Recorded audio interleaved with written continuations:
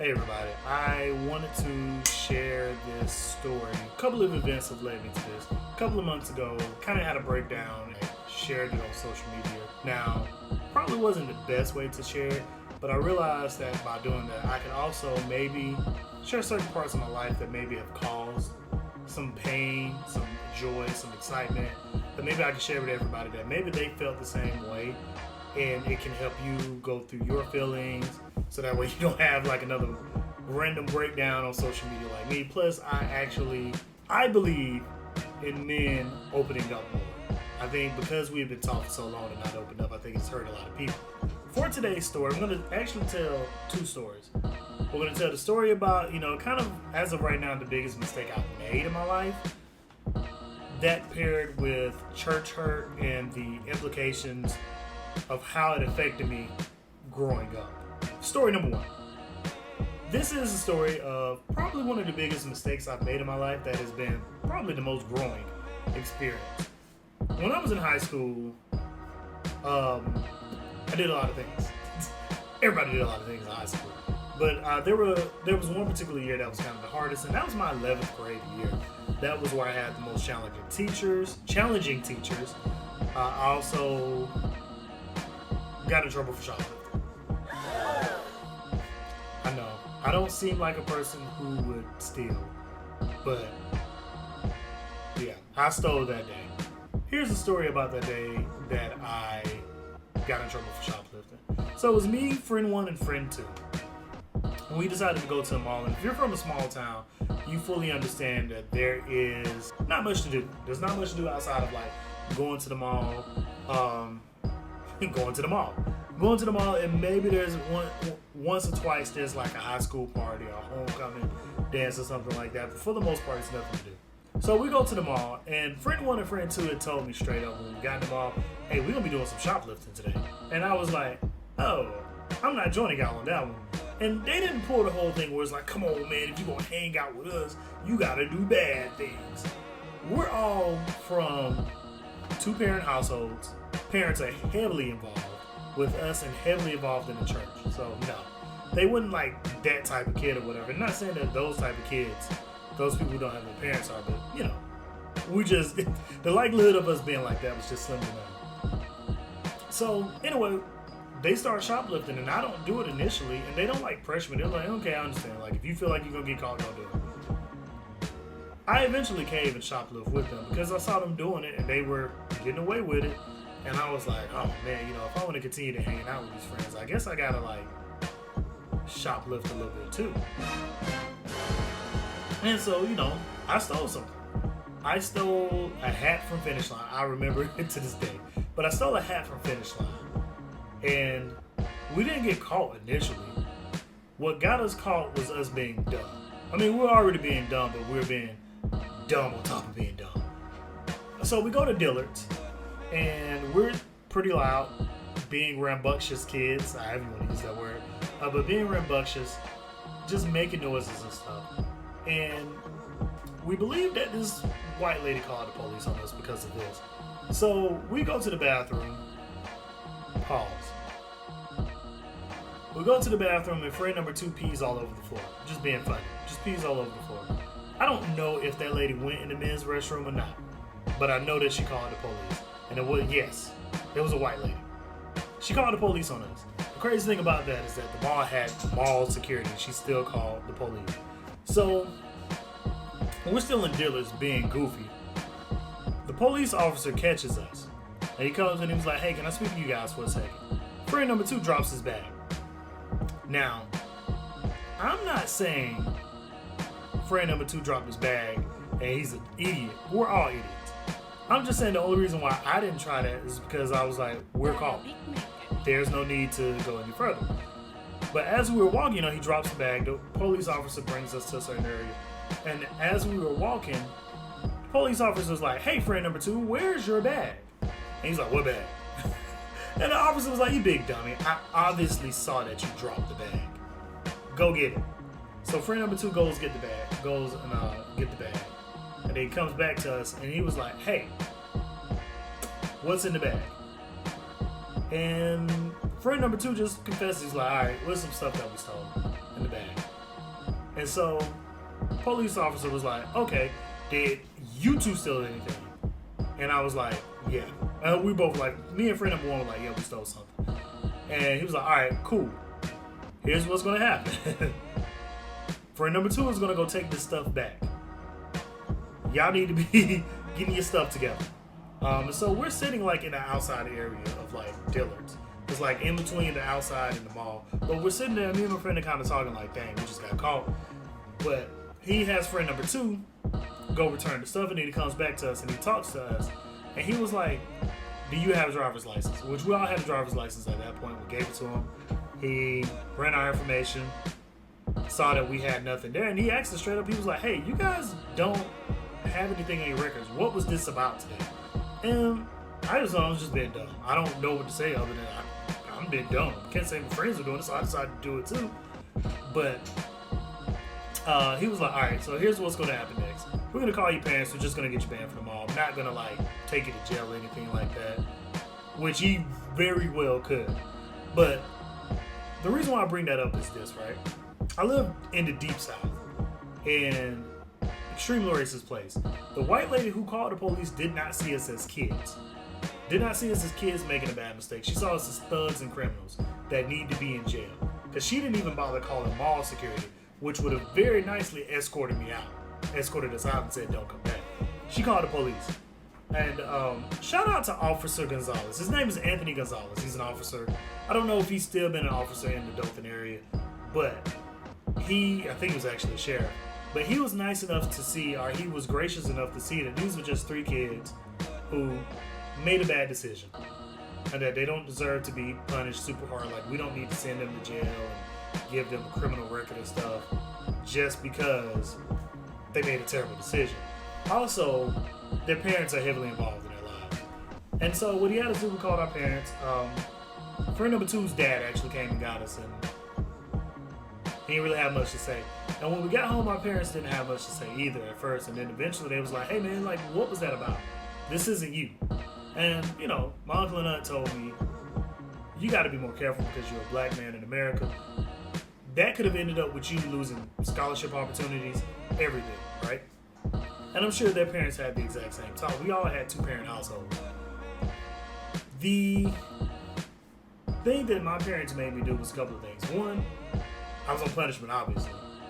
But two, they told me I had to get a job. They was like, at this point, you got to get a job. If you're going to steal, you got to get a job. And three, they made me do a research paper. Well, this is another thing too, but they made me do a research paper on shoplifting. I remember I was getting mad. I was like, I don't want to do this. It was like, you don't get to decide. You don't get to decide what your punishment is on this one. You're doing that research paper, right? Cool. But it's the fourth thing that happened that kind of like goes into this church hurt. They told the pastors of the church. And at this time, we were going to a church that had two pastors. Pastor A and Pastor B. I know it's going to be reversed, but Pastor A, I grew up with. I pretty much knew me. He pretty much knew, like, he used to watch me grow up. Was close to both him and his wife. You know, the whole family was close because it was a smaller church. Pastor B was the pastor of, like, the bigger church. And they kind of just joined forces together because it was like, you know, we're teaching the same things, why not have two different pastors, right? So that way, this month, if you want to take a break, I got you. Next month, if you want to take a break, I got you, right? Things like that. They told the pastors, though, hey, Eric got in trouble for shoplifting. Like, what should we do? And I don't know if they told him because they were trying to get advice or they felt like this is what they're supposed to do, but they told him. Pastor A and his wife, they talked to me separately, but they talked to me with love. And I'm not saying that Pastor B didn't have love, and I'll tell you what he said in a second. But they talked to me with love. And what they basically said was, A, we get it. People make mistakes. You're young, you're going to make mistakes. But two things. One, you got to be a little bit more careful. As a black person, you got to be a little bit more careful on the mistakes that you make because they can take you down the wrong path and you didn't even mean to do it. Two, pick your friends wisely. Now, I'm still friends with friends 1 and 2. 2, I don't talk to as much, but 1, I've definitely I talk to all the time. But and plus, all of us came from very similar situations, two-parent households, parents deep in the church, with one of them, dad is a pastor. Like, one of them is the son of a pastor, and the other one's dad was a deacon at the church. So, like, everybody was deep in the church.